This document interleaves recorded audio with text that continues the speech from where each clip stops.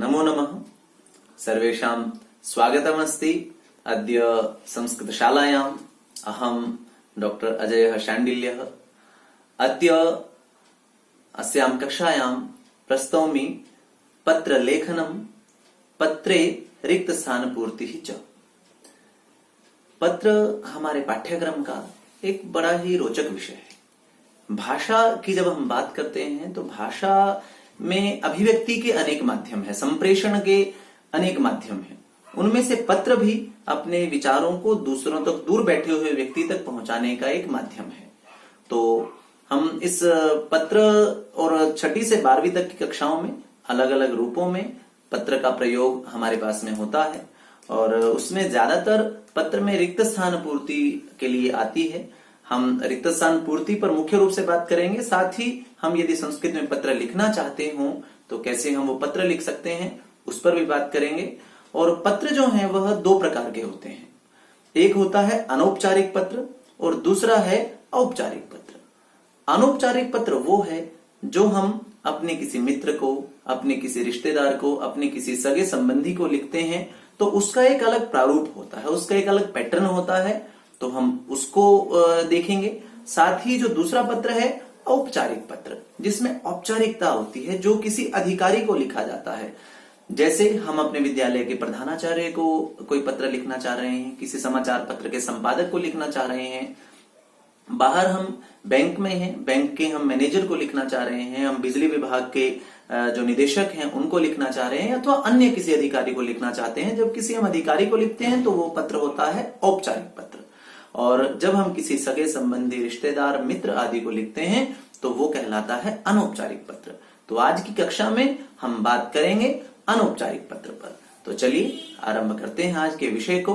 और साथ ही मैं आपको फिर से मेरा निवेदन है आपसे कि हमारा ये कार्य जो है वह इसलिए है कि ये संस्कृत से संबंधित सामग्री का दूर तक, सब संस्कृत से जुड़े हुए सब जनों तक प्रसार हो। इसके लिए ये आवश्यक है कि इस सामग्री को आप सब अपने मित्रों तक, अन्य अपने जो अध्यापक साथी इसे देख रहे हैं वो अपने विद्यार्थियों तक, अथवा अन्य जहां तक आप सोचते हैं वहां तक यह पहुंचे। उसके लिए मेरा आग्रह है आपसे कि आप इस हमारे चैनल को, संस्कृत शाला को आप सब्सक्राइब करें और हमारी वीडियोस को ज्यादा से ज्यादा लाइक व शेयर करें, जिससे यह विषय, ये बात दूर तक पहुंच सके। तो चलिए शुरू करते हैं अपने विषय को। तो यह एक अनौपचारिक पत्र है। इसका जब भी पत्र हमें करना है तो सबसे पहले हमें उसके विषय को अच्छे से पढ़ना होगा। कम से कम 1 या 2 बार उसके विषय को पढ़ें और समझें कि कौन लिख रहा है, किसको लिख रहा है और किस विषय में लिख रहा है। इन 3 प्रश्नों का उत्तर मिलने के पश्चात हम आगे बढ़ें। तो अब इसे पढ़ते हैं। स्वविद्यालये आयोजितं क्रीडा दिवस समारोहं वर्णयन् स्वमित्रं प्रति लिखिते पत्रे मंजूषागत पद सहायतया रिक्त स्थानानि पूरयत। अब यहां इस विषय को पढ़कर हम अंदाजा लगा रहे हैं कि एक स्वमित्रम प्रति लिखिते पत्रे, कि एक मित्र के प्रति पत्र लिखा जा रहा है। तो कौन लिख रहा होगा? एक मित्र लिख रहा होगा। तो एक मित्र दूसरे मित्र के को पत्र लिख रहा है और किस बारे में लिख रहा है? वो है स्वविद्यालये आज आयोजितम क्रीड़ा दिवस समारोहम वर्णयन। अपने विद्यालय में जो क्रीड़ा दिवस समारोह हुआ था, खेल दिवस मनाया गया था, उसके संबंध में पत्र लिख रहा है। तो चलिए अब हम समझते हैं कि जो अनौपचारिक पत्र है उसमें उसके कुछ जो भाग हैं, उसके एक तरह से हम देखें तो 5 भाग हैं उसके। तो ये जो आरंभिक भाग है, यहां आता है जो पत्र लिखने वाला है, जो पत्र लिख रहा है उसका पता। ये बहुत महत्वपूर्ण है कि हमें पत्र के प्रारूप का हमें पता हो, तो केवल प्रारूप के आधार पर ही हम 10 में से 3 या 4 रिक्त स्थान भर सकते हैं। तो यहां जो आता है वो ऊपर, वह लिखने वाले का पता रहता है। इसके पश्चात यहां जो है, ये जो प्रिय लिखा हुआ है, ये है संबोधन। क्या कहते हैं इसे? संबोधन। और संबोधन के पश्चात हम करते हैं अभिवादन। अभिवादन अर्थात नमस्ते, प्रणाम इत्यादि। और संबोधन में वो आता है जिससे हम लिख रहे हैं, उसे हम संबोधित कर रहे हैं। अगर हम अपने मित्र को लिख रहे हैं तो प्रिय मित्र, प्रियवर्य, अथवा हम उसका नाम भी ले सकते हैं यहाँ पर। और उसके पश्चात उसे फिर अभिवादन करते हैं तो नमस्ते, नमो नमः, प्रणामाः। इनको हम एक बार विस्तार से आगे देख भी लेंगे कि मित्र को हम क्या क्या संबोधन कर सकते हैं, कैसे उसका अभिवादन कर सकते हैं। अब इसके पश्चात यहां से विषय आरंभ होता है। ये है पत्र का मुख्य शरीर। यदि हम इस बाकी हिस्से को पत्र का मुख माने तो ये हिस्सा जो है ये है पत्र का शरीर। यहां पर विस्तार आरंभ होता है। पहली पंक्ति जो है वह कुशल क्षेम पूछने से आरंभ होती है और उसके बाद जिस भी विषय में हम पत्र लिख रहे हैं तो वो विषय पूरा का पूरा वर्णित होता है। और अंतिम पंक्ति में जैसा आप जानते हैं पत्र को संपन्न किया जाता है, समाप्त किया जाता है उसे। और जो अंतिम चीज रहती है वो है यहाँ पर जो पत्र लिख रहा है उसका नाम अब तक पत्र में नहीं आया कहीं पर भी। यहां पर आता है उसका नाम। पत्र जो लिखने वाला है उसका नाम यहां पर आता है। तो अब इससे आगे हम बढ़ते हैं। यहां पर इस पत्र को एक बार करके देख लेते हैं। यहां तो हमने ये जान लिया है कि एक मित्र दूसरे मित्र को लिख रहा है अपने विद्यालय में जो क्रीड़ा दिवस समारोह मनाया गया था उस विषय में। अब जब पत्र पढ़ना आरंभ करें तो आप पत्र को कम से कम 1 या 2 बार अवश्य पढ़ें। और उससे भी पहले यदि आप मंजूषा में दिए हुए जो शब्द हैं उनको यदि आप देख लेते हैं तो वो हमारे लिए काफी लाभप्रद रहता है। तो हम मंजूषा से ही आरंभ करते हैं। मंजूषा में शब्द है पहला कुशलम। और हम मंजूषा में दिए गए शब्दों को भी थोड़ा सा समझने का प्रयास करें। हमें अनुवाद नहीं करना है इसका, लेकिन थोड़ा सा उनका भाव क्या भाव है उस रूप में हम थोड़ा सा अपने एक समझ बनाए वहां पर। कुशलम, गीते, अध्यापकाः, विद्यालये, क्रीडा क्षेत्रे, धावन प्रतियोगिताः, 12 कक्षया, स्वस्वगृहं, धावकेषु सुनीता। अब हम पत्र को एक बार पढ़ते हैं। हमने मंजूषा को एक बार देखा है, हम कुछ शब्दों को इसमें से समझ गए होंगे। कुछ शब्द ऐसे हो सकते हैं जिनके बारे में हमें ना पता चला हो। वैसे इसमें लगभग ऐसे शब्द हैं नहीं। कुशलम, कुशलता, कुशलक्षेम पूछा जा रहा है यहाँ पर। और ये अध्यापका, गीते, गीते जो है ये एक संबोधन पद है यहाँ। और विद्यालय, क्रीड़ा क्षेत्र, खेल का मैदान, धावन प्रतियोगिता, दौड़ प्रतियोगिताएं हैं, 12वीं कक्षा के विषय में आ रहा है। स्वस्वगृहम, धावकेशु, धावक अर्थात दौड़ने वाले। और ये पुनः एक नाम आ गया है यहाँ पर सुनीता। अब विषय को पढ़ना आरंभ करते हैं। और विषय में अब साथ के साथ हम यहाँ पर पढ़ते हुए कुछ अनुमान भी लगा सकते हैं कि कौन सा कहाँ पर आएगा। अब प्रिय, और ये रिक्त स्थान है यहाँ पर। पहला ही पद जो है वह रिक्त स्थान का है। अब हम ये चीज देख सकते हैं यहाँ पर कि 2 नाम पत्र में अवश्य रहेंगे। एक नाम उसका जिसे पत्र लिखा जा रहा है और एक नाम जो पत्र लिख रहा है। यदि कई बार ऐसा हो जाता है कि अपने बड़े को लिख रहे हैं तो हो सकता है कि हम उनका नाम ना लिखें, लेकिन मित्र आदि को लिख रहे हैं तो 2 नाम अवश्य होंगे। और पूरी संभावना है कि ऐसा ही पत्र आपके पास आता है जो मित्र को मित्र के द्वारा ही लिखा जा रहा है। तो यहाँ 2 नाम इस मंजूषा में आए हैं, वो हैं गीते और सुनीता। अब इनमें से एक जो है उसका स्थान है यहां पर संबोधन में, और एक का स्थान है यहां नीचे जो पत्र लिखने वाला है। और ऊपर हमें ये नहीं बताया गया कि पत्र लिख कौन रहा है, लेकिन यहां पर एक ट्रिक है जिसके द्वारा हम पता चला सकते हैं कि ऊपर दोनों में से कौन सा आना है। क्योंकि पहले ही कहा गया था कि ये स्थान किस लिए है, ये संबोधन के लिए है। तो यदि हम छांट पाए हैं किसी ऐसे शब्द को संबोधन शब्द लग रहा है तो वो उसे हम यहां पर भर सकते हैं। तो संबोधन कैसे बनता है, जैसे गीते, तो गीते बना है, नाम है गीता, गीता का संबोधन हो गया गीते। ऐसे ही सीता, सीते, रमा, रमे। इसी प्रकार आगे भी हम जैसे राम है तो उसका संबोधन हो जाता है राम, साधु उसका संबोधन पद हो जाता है साधो। हरि, हरि का संबोधन पद हो जाता है हरे। तो इस प्रकार जो है वो गीता, गीता का संबोधन पद है गीते। तो ये याद रखें कि ऊपर संबोधन पद से ही यह भरा जाएगा। जब हम किसी को आरंभ कर रहे हैं, उनके विषय में कुछ कह रहे हैं, तो संबोधन पद आ जाएगा गीते। तो प्रिय गीते नमस्ते। अत्र रिक्त स्थानम तत्रास्तु। अब पत्र की शुरुआत हो रही है, वो उनसे उनका कुशल क्षेम पूछते हैं पत्र में। तो अत्र कुशलम तत्रास्तु। ह्यः अस्माकं क्रीड़ा दिवस समारोह अभवत। अब वो बता रही हैं कि कल जो है वो बीता हुआ जो कल है, उस दिन अस्माकं क्रीड़ा दिवस समारोह अभवत। तर्हि अस्माकं कुत्र क्रीड़ा दिवस समारोह अभवत? अस्माकं विद्यालये। अस्माकं विद्यालये, हमारे विद्यालय में क्रीड़ा दिवस समारोह अभवत। तो फिर क्या होता है? और प्रातः एव सर्वाः अध्यापिकाः सर्वे च रिक्त स्थानं छात्राः केचन अभिभावकाः च अस्माकं विद्यालयस्य। अब जब देखिए आप एक प्रातः एव सर्वाः अध्यापिकाः और सर्वे च, और सभी कौन? यदि हम इसको ध्यान से देखें तो एक पद हमें यहां पर मिल जाएगा, और क्या होना चाहिए वह? जी, अध्यापकाः। सर्वे च अध्यापकाः छात्राः केचन अभिभावकाः च अस्माकं विद्यालयस्य रिक्त स्थानम एकत्रिताः अभवन। एकत्रित हो गए।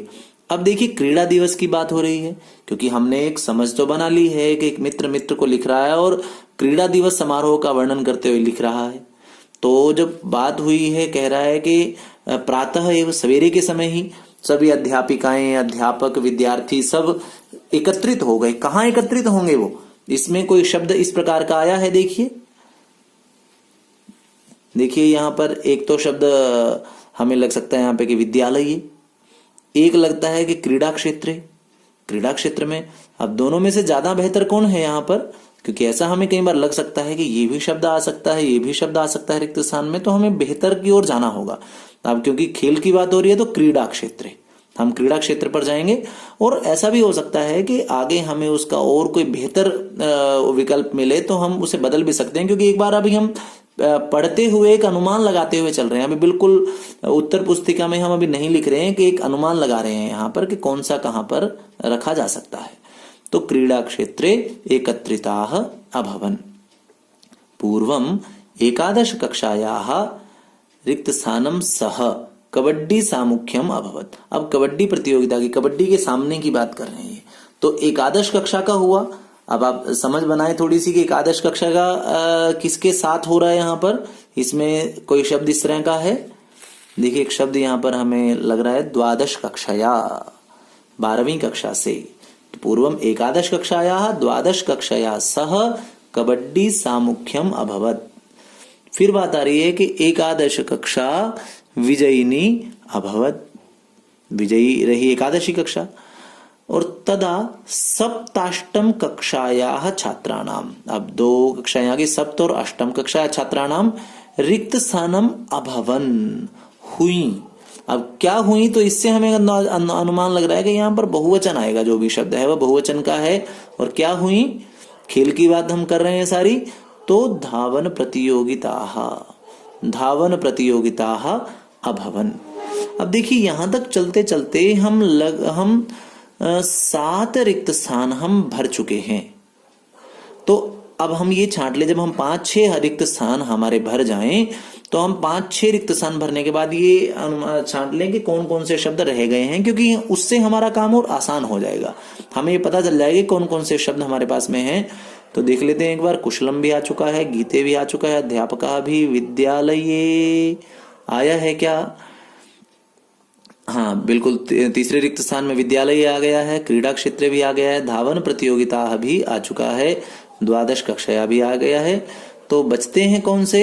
स्व स्वगृहम, धावकेशु और सुनीता।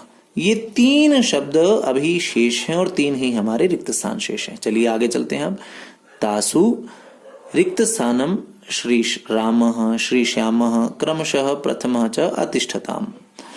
अब उन जो प्रतियोगिताएं हुई हैं, जो धावन प्रतियोगिताएं, उनके विषय में बता रहे हैं। तो यहाँ पर कौन सा आ सकता है?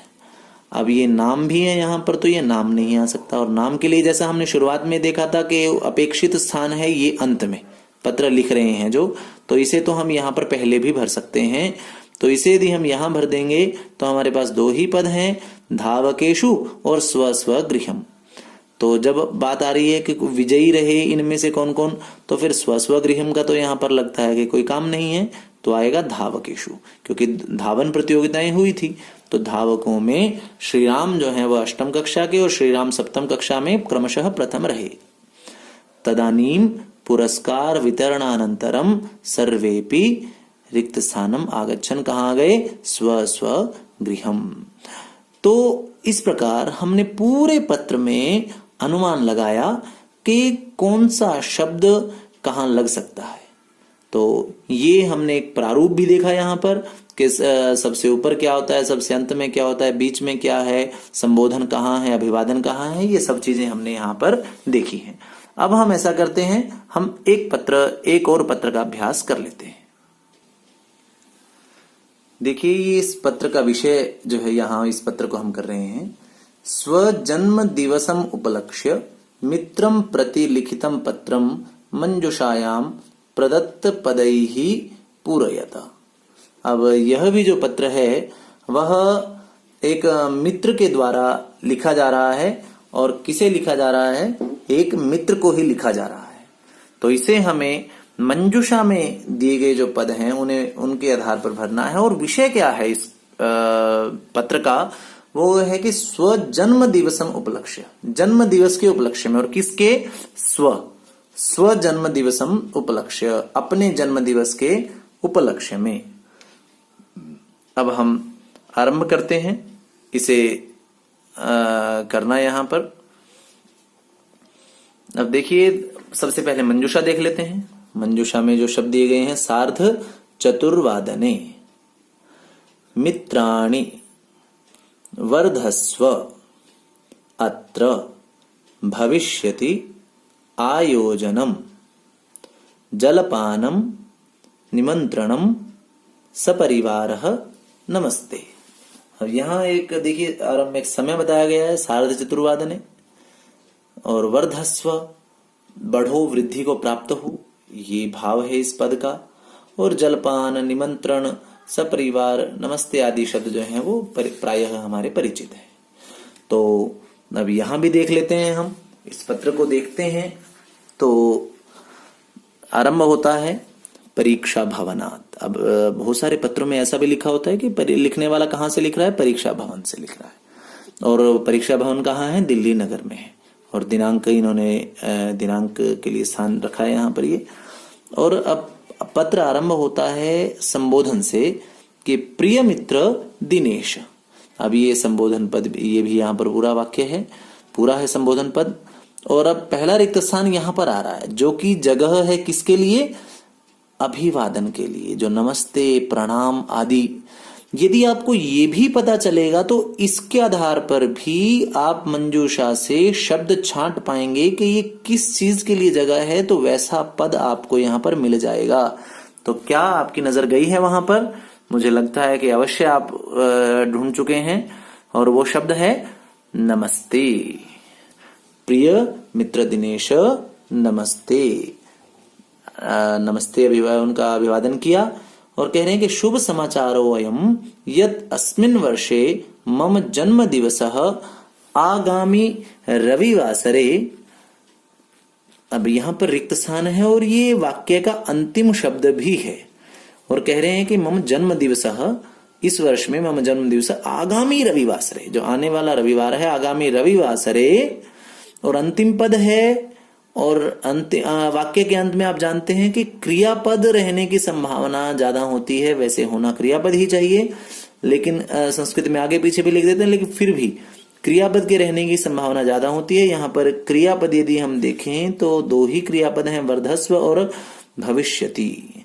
तो यहाँ पर आ जाएगा, वो कह रहे हैं कि आगामी रविवार में, रविवार को भविष्यति होगा। क्या होगा? मम जन्म दिवसः। और फिर प्रतिवर्षम इव, प्रतिवर्ष के समान हर वर्ष की तरह जनकेन लघु समारोहस्य रिक्तस्थानम क्रियते। अब प्रतिवर्ष की तरह इस बार भी जो जनक हैं, मेरे पिताजी हैं, उनके द्वारा लघु समारोहस्य रिक्तस्थानम क्रियते, उस समारोह का किया जा रहा है। क्या किया जा रहा है? देखिए एक बार, यहां पर ये समय है, समय की भी कोई बात नहीं हो रही है, मित्राणी की भी कोई बात नहीं हो रही है, तो क्या हो रहा है? समारोह का आयोजनम क्रियते, आयोजन किया जा रहा है। और पूजायाः कार्यक्रमः रिक्तस्थानम भविष्यति, जो पूजा का कार्यक्रम है वो भविष्यति होगा। अब पूजा का कार्यक्रम कब होगा? जब कब का ये प्रश्न आ जाए तो फिर हम उसका उत्तर जो है वो कुछ ना कोई समयवाची शब्द होगा, और वो है सार्ध चतुर्वादने। यहाँ पर यही शब्द है ऐसा, तो पूजायाः कार्यक्रमः सार्ध चतुर्वादने भविष्यति। अब कह रहे हैं कि पूजा होगी 4:30 बजे, तत्पश्चात रिक्त स्थानम भविष्यति, जब पूजा भी हो जाएगी तो पूजा आदि के पश्चात क्या होगा? अब वो देख सकते हैं हम यहाँ पर कि कोई शब्द ऐसा हमें प्रतीत हो रहा है क्या? देखिए जलपानम एक शब्द ऐसा लग रहा है हमें कि जो आ सकता है, और कोई शब्द इस प्रकार का हमें नहीं लग रहा है, तो अभी हम जलपानम को ही रखते हैं। यहाँ पर कह रहे हैं कि तत्पश्चात जलपानम भविष्यति। सर्वाणि अपि मम, अब यहाँ पर फिर रिक्त स्थान आ गया है। अब सर्वाणि अपि, सभी, कौन? मित्राणि। यहाँ पर हमें ये शब्द उपयुक्त लगता है कि सर्वाणि अपि मम मित्राणि सपरिवारम, परिवार सहित आगमिष्यन्ति। अब यहां पर देखें हम, क्योंकि 6 रिक्त स्थान भर चुके हैं, 4 रहते कौन कौन से हैं? सार्ध चतुर्वादने हो चुका है, मित्राणि भी, वर्धस्व रहता है, अत्र भी रहता है, भविष्यति हो चुका है, आयोजनम हो चुका है, और जलपानम हो चुका है, निमंत्रणम रहता है, तो बचे हैं वर्धस्व, अत्र, निमंत्रणम और सपरिवार।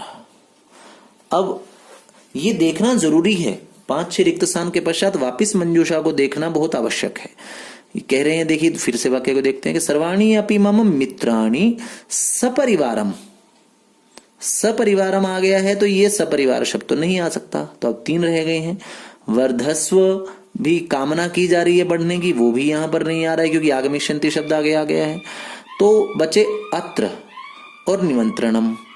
निमंत्रण की भी कोई बात यहाँ नहीं लग रही है, तो यहाँ पर संभव है अत्र आएगा, सपरिवारम अत्र आगमिष्यन्ति, यहाँ आएंगे, यहाँ अर्थात हमारे घर पर, हमारे इस कार्यक्रम में आएंगे। और कह रहे हैं तुभ्यम अपि रिक्त स्थानम प्रेषयामि, तुम्हारे लिए भी मैं प्रेषित कर रहा हूं। प्रेषयामि, किम प्रेषयामि? निमंत्रणम, तुम्हारे लिए भी निमंत्रणम प्रेषयामि। और 2 ही बच गए हैं रिक्त स्थान अब केवल। रिक्त स्थानम उचिते समये आगत्य समारोहस्य शोभाम। अब 2 शब्द हैं, सपरिवारः और वर्धस्व। अब इस वाक्य के हिसाब से हम देखें तो क्रियापद पीछे आना चाहिए यहाँ पर, और उसका अर्थ भी पीछे ही बनता है। यहाँ पर देखें तो सपरिवारः, तो कह रहे हैं कि सपरिवारः, परिवार सहित, उचिते समये आगत्य समारोहस्य शोभाम वर्धस्व, तव अभिन्नम मित्रम दुर्गेश। तो इस प्रकार हमने इस पत्र को भी भर के देखा। कुल मिलाकर जो हमने यहाँ पर सीखा, हमें, मैं फिर से दोहरा देता हूं कि हमें सबसे पहले पत्र के विषय को पढ़ना है और 3 प्रश्नों का उत्तर जान लेना है कि कौन लिख रहा है, किसको लिख रहा है और किस विषय में लिख रहा है। अगर ये पता चल जाएगा तो हमें पत्र के विषय में हमारी एक कॉमन सेंस बन जाएगी, एक सामान्य समझ बन जाएगी। उसके पश्चात हम मंजूषा को पढ़ें, मंजूषा को 1 बार 2 बार हम पढ़ें, मंजूषा के शब्दों को समझने का अभ्यास करें। उसके पश्चात हम पत्र में जो दिया गया है, पत्र के प्रारूप को ध्यान में रखते हुए कि सबसे ऊपर लिखने वाले का पता होता है, फिर संबोधन होता है, फिर अभिवादन होता है, फिर मुख्य पत्र का विषय होता है, और अंत में जो लिखने वाला है उसका नाम आता है। इन बातों को ध्यान में रखते हुए रिक्त स्थान भरें, और जो हमें समझ ना आए उसको छोड़ के हम आगे की ओर बढ़ें, क्योंकि अंत में जो शब्द बच जाएंगे उन्हीं के आधार पर आपको रिक्त स्थान भरने होंगे। इसलिए खूब इसको आप समझकर अच्छे से करें, और जिसका जितना अधिक आप अभ्यास करेंगे उतना ही आप पत्र लिखने और पत्र में रिक्त स्थान भरने में आप प्रवीण होते जाएंगे। अब हम कुछ देख लेते हैं कि यदि जो हम अपने मित्र को संबोधन क्या क्या कर सकते हैं, अभिवादन क्या क्या कर सकते हैं, और अपने नाम के साथ में कई बार यहां भी रिक्त स्थान आ जाता है कि अभिन्नम मित्रम या इत्यादि कुछ भी, उन्हें हम क्या कह सकते हैं। जी, सबसे ऊपरी देखिए यहां पर, अब मित्रम प्रति, मित्रम, अगर एक मित्र दूसरे मित्र को लिख रहा है तो संबोधन में क्या क्या कह सकता है वह उसे, वह सुहृद वर भी कह सकता है, प्रिय वर भी कह सकता है, मित्र वर भी कह सकता है, प्रिय सुहृद भी और प्रिय मित्र इत्यादि। इसके अतिरिक्त अन्य शब्द भी हो सकते हैं। इन्हें हम क्यों देख रहे हैं? क्योंकि इनमें से हो सकता है कोई शब्द मंजूषा में आ जाए। यदि हमें एक सामान्य समझ होगी कि हाँ ये शब्द जो है ये संबोधन सूचक शब्द हैं, तो इनका स्थान हम इन्हें सही स्थान पर भर पाएंगे। ऐसे ही एक मित्र दूसरे मित्र को अभिवादन क्या क्या कह के कर सकता है? वह कह सकता है कि सादरम नमामि, सप्रेम नमो नमः, सस्नेहम नमस्ते, सादरम अभिवादये। इसका अर्थ भी नमस्ते ही है। यह नमस्ते, अभिवादये, नमस्करोमि, इन्हें देखकर ये लग रहा है कि प्रणाम सूचक हैं, तो इनका स्थान हमें मालूम है, वहां हम इन्हें भरेंगे यदि रिक्त स्थान में आते हैं मित्र के प्रति। जब मित्र लिख रहा है पत्र, और पत्र का जब समापन हो रहा है, तो वहां पर लिखने वाला अपने नाम के साथ में क्या लिखता है, लिख सकता है भवन मित्रम, आपका मित्र, तव अभिन्न हृदयः, अथवा तव स्नेहांकितः, तव मित्रम, और तव शुभेच्छुः, भवत बंधु इत्यादि शब्दों का प्रयोग किया जा सकता है। अब यदि पितरम प्रति पुत्र, पिता को पुत्र पुत्र लिख रहा है, तो पिता को वह क्या क्या कह सकता है, वो शब्द यहां पर लिखे हुए हैं। ये आप इन शब्दों को देख सकते हैं। आप इन शब्दों का स्क्रीनशॉट लेकर भी आप इन सभी शब्दों को आप ध्यान कर सकते हैं। आप इन सभी शब्दों को आप पढ़ सकते हैं। इसमें सभी संबोधन सूचक शब्द भी हैं और अभिवादन सूचक शब्द भी हैं। तो ये पत्र लिखना यदि हम सीख रहे हैं, वहां पर भी हमारे लिए काफी लाभदायक होंगे। हम इस वीडियो के साथ में आपको कुछ और 2-3 पत्रों की मैं का चित्र साथ में मैं आपको दे रहा हूं। यहाँ पर आप उन पत्रों में मंजूषा की सहायता से रिक्त स्थान पूर्ति का अभ्यास करेंगे, तो मुझे विश्वास है कि आप पत्र में रिक्त स्थान पूर्ति करने में आप प्रवीण हो जाएंगे, दक्ष हो जाएंगे, और आप अशुद्धि नहीं करेंगे। तो मैं यह ये चित्र आपको दे रहा हूं। यह पत्र आपके अभ्यास के लिए हैं। इस पत्र में भाषण प्रतियोगिता में प्रथम स्थान पर आए अपने मित्र को वर्धापन देनी है, और यहाँ पर वार्षिकोत्सव का वर्णन करते हुए पत्र लिखना है, और यहाँ पर परीक्षा में सफलता पर मित्र को पत्र लिखना है। इन चित्रों में दिए गए जो पत्र हैं, आप उन पत्रों में रिक्त स्थान भरें। और इसी के साथ हमारा जो आज का विषय है, पत्र में रिक्त स्थान पूर्ति या पत्र लेखन को समझना, तो हमने उसमें आज अनौपचारिक पत्र को किस प्रकार से उसमें रिक्त स्थान पूर्ति करनी है, कैसे हम उसे लिख सकते हैं, ये जाना है। तो मैं आशा करता हूं कि यह विषय आप तक पहुंचा होगा। फिर भी यदि आपके मन में अभी कोई शंका शेष है, तो आप कमेंट बॉक्स में पूछ सकते हैं। अन्य कोई आपका कोई प्रश्न हो, वो भी आप पूछ सकते हैं। अभी अनुवाद पर हमारी वीडियो आपके पास आ चुकी है। अन्य विषयों पर भी हम वीडियोस आपके सम्मुख शीघ्रातिशीघ्र पहुंचाते रहेंगे। आप यदि आपने अभी तक हमारा चैनल सब्सक्राइब नहीं किया है, तो आपसे आग्रह है कि आप जल्दी से उसे सब्सक्राइब कर लें और बेल आइकन को भी दबा दें, जिससे आपको नोटिफिकेशन मिलती रहे। और आप इस पत्र को, इस विषय को, इस वीडियो को आप ज्यादा से ज्यादा लाइक व शेयर करें, जिससे ये सभी संस्कृत चाहने वालों तक ये विषय पहुंच सके। आप तो मिलते हैं अगली वीडियो के साथ में, अगले विषय के साथ में। तब तक आप घर पर रहिए, स्वस्थ रहिए, आनंदित रहिए। धन्यवाद।